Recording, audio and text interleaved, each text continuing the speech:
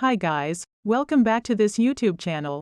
So, for today's video we are going to discuss about the Homeroom Guidance OG. Grade 12, Quarter 2, Module 4, entitled, Decisive Person. And at the end of this module, you are expected to 1. Discuss how sound decision-making can contribute to success or achievement. 2. Demonstrate ways on how to make sound decisions in the given situations, and 3. Value sound decision-making based on the different factors. In this module you will learn the factors in effective decision-making, the core values and self-efficacy being integrated as a whole. Decision-making plays a vital role in the life of learners like you. It diverts you from falling into the trap that you may regret later.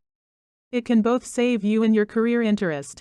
The ability to distinguish between choice and needs creates a great impact in your life. So, let's try this first activity.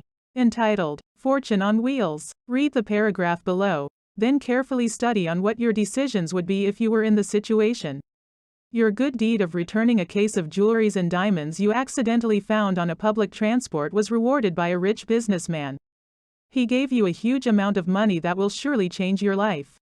Your next move is to use the money wisely, and to make sure that every move you make leads to promote common good. In making such decision, what are your considerations? Why? List down some of your expenditures. Is it worth your money? Why? At this time of pandemic, what should be your priorities? Do you find it hard to come up with a decision? Why? Why not? For processing questions. 1. How did you come up with such decisions? 2. Who influenced your decision-making skills? 3. Are you happy with your decisions? Then why? Let's explore another activity, entitled, You Decide. Read the following statements. Carefully decide on the best thing to do when faced with these situations. Then, write your insights on a clean sheet of paper. 2 of your friends are having conflict and often disturb your peace of mind. How would you handle this situation? Describe a time you made an unpopular decision. How did you handle the feedback? How would you have handled the situation differently? Do you usually make better decisions alone or with a group? Why? When do you ask for help? In your experience, when you're working on a group project, do you make the most decisions or do you prefer to step back and follow someone else's guidelines? In areas under general community quarantine, many have opened business establishments amidst the rising cases of COVID-19. However, health protocols are being implemented to ensure public safety so that usual business transactions continue. Our economy is badly affected by this worldwide health crisis, but life moves on. Citizens are caught in between working for a living or staying at home for safety health reasons. What is your stand on this? For processing questions. 1. How did you find the activity? What were your thoughts and feelings while answering? 2. In making a decision, what are the things that you need to consider? 3. Who are the people that mostly influence your decisions? Then why? 4. Does this pandemic situation somehow affected your decision-making? And how? Decisiveness is displayed by firmness and decision. It means that you have the ability to decide, and from the strength of a decision you then have the needed skills to carry out that decision and act on it. Here are some of the practices of a decisive person. Collect relevant information. Get as much information as possible. It is about exploring and discovering all the available options. Read. Talk to seniors and trusted persons, and visit credible websites to get valid and reliable information. The first step will give you a good head start and will guide you through arriving at a less risky but rather sound decision. Write down pros and cons. Make columns and list down the doable, including its positive and negative effects. Imagine yourself sooner or later dealing with the outcome of your decisions. Think about what you're doing and how you're feeling. Does it make you happy and fulfilled? Or does it make you regretful and feeling a little empty?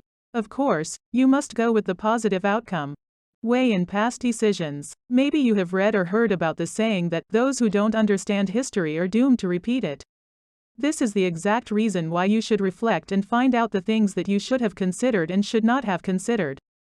Through pondering on past decisions, you will be able to draw out effects that turned out well and those that did not turn out very well. Be ready and brace yourself. It's good to be always prepped up with the choices you'll be faced with in your life, and get ready to bout with upcoming challenges. Foresight is one skill that's useful, and experiences you had in the past will also gear you up. Remember, making good choices begins with taking charge of the decision-making process. There's never a shortcut to achieving finer things in life. Let's proceed to another activity. Entitled, Help Me Decide. In making a career choice, it is important to come up with a sound decision. How do you do it? Who are the significant others who can help you? Try to identify the particular person, S or institution, S is being asked below. Do this on a sheet of paper.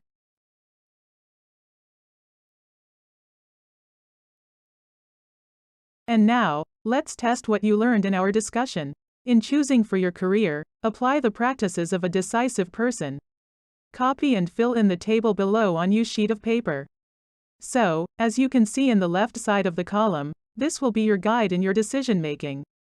And in the right side of the column, you need to put, on what way you did it, those guides in your decision making. So after sharing your learnings, it's time to share your thoughts and feelings for this activity. All you have to do is to recall an instance in your life when you needed a confidant. Who was that person? Then write him, her a nice and creatively done thank you letter. And let the person know how you turned out to be a better person now. Send it via regular mail, email or post in social media. Let him, her sign or acknowledge the letter and compile it together with your other activities.